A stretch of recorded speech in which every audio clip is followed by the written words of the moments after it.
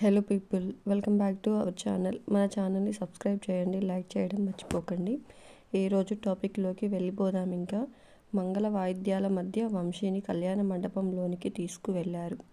ముహూర్తానికి ఇంకా టైం ఉండడంతో శివ తన స్నేహితులను పలకరిస్తున్నాడు. శక్తి పంతులు గారికి కావలసినవన్నీ అందిస్తూ ఉంది. దేవేంద్ర, హేమ కళ్యాణ మండపానికి చేరుకున్నారు. స్నేహితులతో మాట్లాడుతున్న శివ అత్తయ్య మామయ్యలను చూసి ఎదురెళ్ళి పలకరించాడు. మురళి, గిరిజ కూడా చాలా ఆప్యాయంగా పలకరించి లోపలికి వెళ్ళండి వదినా, అందరూ లోపలే ఉన్నారు అని చెప్పింది గిరిజ. ఇంతలో అక్కడికి వచ్చిన రామకృష్ణతో మాట్లాడుతూ నిలబడ్డారు. శివ శక్తి దగ్గరకు వచ్చి అత్తయ్య మామయ్య వచ్చారే అని చెప్పాడు. ఆ మాట వినగానే శక్తి ముఖమంతా వెలిగిపోయింది. అప్పటికే రామకృష్ణ వాళ్ళను తీసుకువచ్చి సునందకు పరిచయం చేశాడు. సునంద హేమని చూసి బాబుని తీసుకురాలేదా వదినా అని అడిగింది.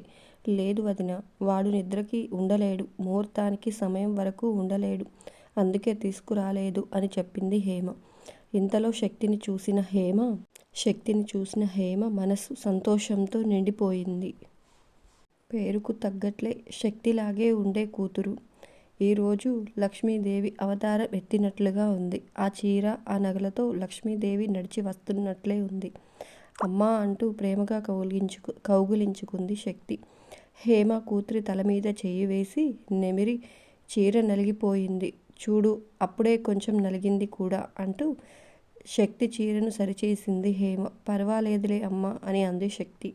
నానేరి అంటూ చుట్టూ చూసింది శక్తి. మీ మామయ్య గారి దగ్గర ఉన్నారు అని చెప్పింది హేమ. శక్తి హేమాని చూపిస్తూ అత్తయ్య, మమ్మ అని చెప్పింది శక్తి. మా పరిచయాలు ఎప్పుడో అయిపోయాయి అని నవ్వింది సునంద. పద్మకి కూడా అమ్మని పరిచయం చేసింది శక్తి. అందరూ మాట్లాడుకుంటూ ఉండగానే ప్రియా శక్తి దగ్గరకు వచ్చి పూజా సామాన్ల బ్యాగ్ ఏదే, నాకు కనిపించడం లేదు, ఎంత వెతికినా అని అడిగింది. అసలు కార్లో పెట్టించావా అని అడిగింది అనుమానంగా.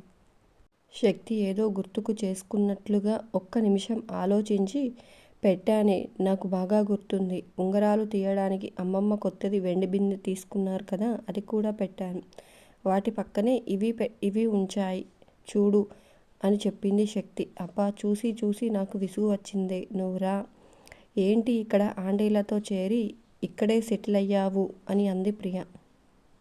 ఆ మాట వినగానే అందరూ ఆ అని రాగం తీశారు. ఏంటి, మీరు ఆంటీలు కాక అమ్మాయిలా ఏంటి అని అంది ప్రియ. ఓకే ఓకే, ఇంకా వదిలేయ్ ఈ టాపిక్ అని మా అమ్మ అని హేమని చూపించింది శక్తి. ఓ అవునా, నమస్తే ఆంటీ అని అంది ప్రియ. హేమ కూడా ప్రియా వైపు చూసి చిరునవ్వు నవ్వింది. ఇంతలో పంతులు గారు పూజ సామాన్లు కావాలని హడావిడి చేయడంతో శక్తి, ప్రియా రూమ్లోకి వెళ్ళిపోయారు. మొత్తం సామాన్లు వెతికారు. అయినా పూజా సామాన్లు కనిపించకపోయేసరికి అదేమైనా తీసుంటుందా అంటావా అని అంది శక్తి అనుమానంగా. దాని బొంద, తీసి ఎక్కడ పెట్టి చస్తుంది, అంత బ్యాగ్ పొట్టలో దాస్తుందా అని అంది ప్రియ. మరి నేనైతే పెట్టానే, ఏమైనట్లు అని అంది శక్తి. ఒకవేళ వంశీ అన్నయ్య వాళ్ళ వైపుకి ఏమైనా వెళ్ళిందేమోనే, చూద్దాం పద అని అంది ప్రియ. సరే పద అని అటువైపు వెళ్ళి రూమ్లోకి వెళ్ళారు. అక్కడ ఉన్న పూజా సామాన్ల బ్యాగ్ చూసి దేవుడా, బతికించావు తండ్రి అనుకుంది శక్తి. వాటిని తీసుకువెళ్ళి పంతులు గారికి కావలసినవి ఇచ్చి, మిగిలినవి తీసుకువెళ్ళి శకుంతలకు ఇచ్చి, అమ్మమ్మ వీటిని నీ దగ్గరే ఉంచుకో అని చెప్పి వెళ్ళిపోయింది. ఈ పిల్ల గోల, నేనేమన్నా బీరువా అని అనుకుంటున్నారంటే, నగల బాక్సులు, వెండి సామాన్ల బ్యాగులు అన్నీ నా దగ్గరే పడేసి పోతున్నారు అని అరిచింది. అయినా అది శక్తి వినిపించుకునే మూడ్లో లేదు. పెళ్లి ముహూర్తం దగ్గరవుతుండగా వంశీ వచ్చి పీటల మీద కూర్చున్నాడు. పూజ మొదలయ్యింది. బాగా పలుకుబడి ఉండడంతో, పొలిటికల్గా కూడా మంచి పట్టు ఉండడంతో రాజకీయ కుటుంబాల నుంచి కూడా అతిథులు పెళ్లికి హాజరవుతున్నారు. 3 సార్లు ఎమ్మెల్యేగా గెలవడంతో క్యాబినెట్లో మంత్రిగా ఉన్న జగదీష్తో కూడా శివ వాళ్ళ కుటుంబానికి మంచి సంబంధాలు ఉండడంతో తను పెళ్లికి రాలేక చిన్న కుమారుణ్ణి పెళ్లికి పంపించాడు. మంత్రిగారి పుత్రరత్నం చిన్నప్పటి నుంచి డబ్బు, హోదాతో వచ్చిన సుఖాలతో విలాసవంతమైన జీవితానికి అలవాటు పడి చిన్న వయసులోనే అన్ని వ్యసనాలకు బానిసయ్యాడు. మంత్రి గారికి ఆ నోట ఈ నోట విషయం తెలిసిన కొడుకు మీద మమకారంతో పెద్దగా కోప్పడేవాడు కాదు. దీంతో అతను ఇంకా చెడు సావాసాలకు వ్యసనాలకు అలవాటు పడిపోయాడు. పెళ్ళికి వెళ్ళాలి అని తెలిసినా మందు తాగాడు. ఆ మత్తులోనే పెళ్ళికి వచ్చాడు. మంత్రిగారి కొడుకు కావడంతో ఎవరూ వేలెత్తి చూపించే సాహసం కూడా చేయలేదు. ఇంతలో పంతులు గారు పెళ్లి కుమార్తెను తీసుకురమ్మని చెప్పడంతో ప్రియాశక్తి దగ్గరుండి రాధాను మండపంలోనికి తీసుకువచ్చారు. పూజా కార్యక్రమాల అనంతరం మురళి, గిరిజ, వంశీ కాళ్ళు కడిగి కన్యాదానం చేశారు. ఆ తర్వాత బెల్లం, జీలకర్ర పెట్టించి అందరినీ అక్షంతలు వేసి ఆశీర్వదించడానికి పిలిచారు. అందరూ ఒక్కసారిగా మండపంలోకి వెళ్ళేసరికి అక్కడ జనం ఎక్కువయ్యి ఎమ్మెల్యే కొడుకు ఒక ముసలావిడను తోసుకుంటూ వెళ్ళాడు. అలా విసురుగా తోయగానే ముసలావిడ మండపంలో నుంచి కింద పడబోయింది. అది చూసిన శక్తి ఆ పెద్దావిడని పడనివ్వకుండా పట్టుకుంది. అక్కడితో ఆగకుండా, అంత తొందరేంటి పాపం బామ్మగారు కింద పడిపోయేవారు అని మందు వాసన రావడంతో నీకసలు బుద్ధుందా, పెళ్ళికి వస్తూ తాగి వస్తావా అంటూ ఎమ్మెల్యే కొడుకు మీద అరిచింది శక్తి. అసలే తాగి ఉన్న అతనికి శక్తి అలా అందరి ముందు అరిచేసరికి అవమానంగా ఫీలై, ఏంటే నీ బాధ, ఆ ముసల్దాన్ని గుద్ది నిన్ను గుద్దలేదనా, రా ఇప్పుడు గుద్దుకుందాం అంటూ తిక్కగా మాట్లాడడం మొదలుపెట్టాడు. ఏయ్, ఏం మాట్లాడుతున్నావురా, అసలు సెన్స్ ఉందా, అడ్డగాడిద, ఎక్కువ తక్కువలు మాట్లాడితే దవడ పగులుతుంది అని అంది శక్తి కోపంగా. నువ్వు మాటలు అని ఊరుకుంటున్నావు, నేను పగలకొట్టి చూపిస్తా అంటూ కొట్టడానికి శక్తి మీదికి చేయి లేపాడు. అంతలో అక్కడికి వచ్చిన శివ ఎత్తిన చెయ్యి విరిచేసి అరుపులు బయటకు వినిపించకుండా నోరు మూసేశాడు. అక్కడి నుంచి దూరంగా తీసుకువెళ్ళి, ఎంత ధైర్యంరా, నా పెళ్ళాం మీదే చేయెత్తుతావా అని కడుపులో ఒక్క గుద్దు గుద్దగానే వాడు బాధతో విలవిల్లాడిపోయాడు.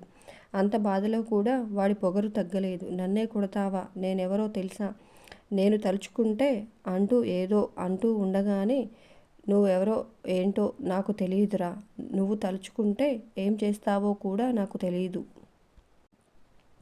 కానీ నేను గనుక తలుచుకున్నాననుకో, నువ్వు ఈ మండపం దాటి ప్రాణాలతో బయటకు వెళ్ళవురా, ఏంటి అర్థమయ్యిందా అని అడిగాడు శివ. నేను మంత్రిగారి అబ్బాయినిరా, పెళ్ళికి పిలిచి ఇలా అవమానిస్తారా, అవమానించారని తెలిస్తే నువ్వు నా మీద చెయ్యి చేసుకున్నావని మా డాడీకి తెలిస్తే నీ గతి ఏమవుతుందో ఆలోచించుకో, నీకు రోజులు దగ్గర పడ్డాయిరా అని అన్నాడు. నువ్వు ఎవరి కొడుకు అయితే నాకేంట్రా, తప్పు చేశావు, తన్నులు తిన్నావు. నిన్ను పెళ్ళికి పిలిచింది వధూవరులను ఆశీర్వదించి వాళ్ళ కొత్త జీవితానికి శుభాకాంక్షలు తెలుపుతావని, అంతేకాని మందు కొట్టి వచ్చి వాళ్ళ మీద జబర్దస్తు చూపిస్తూ అదేమని అడిగిన వాళ్ళ మీద కొట్టడానికి చేయి లేపుతావని కాదు. ఇది ఇక్కడితో ఆపై, కాదు కూడదు అని బయటకు వెళ్ళి ఏదన్నా చేశావనుకో, నేను మంత్రిగారి అబ్బాయిని కాదు కానీ మంచివాడిని మాత్రం కాదురా, ఇప్పుడు నా చెల్లి పెళ్ళి అని 2 తన్ని ఊరుకుంటున్నాను.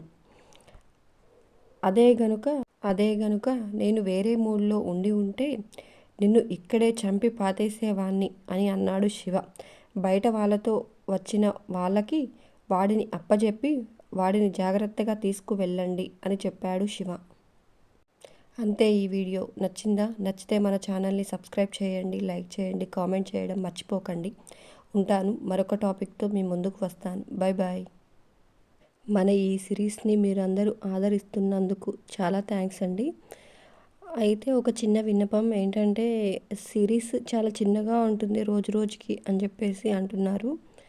అది మనకి స్టోరీ అంతే రిలీజ్ అవుతుందండి. సో దానికి మనం ఏం చేయలేకపోతున్నాము.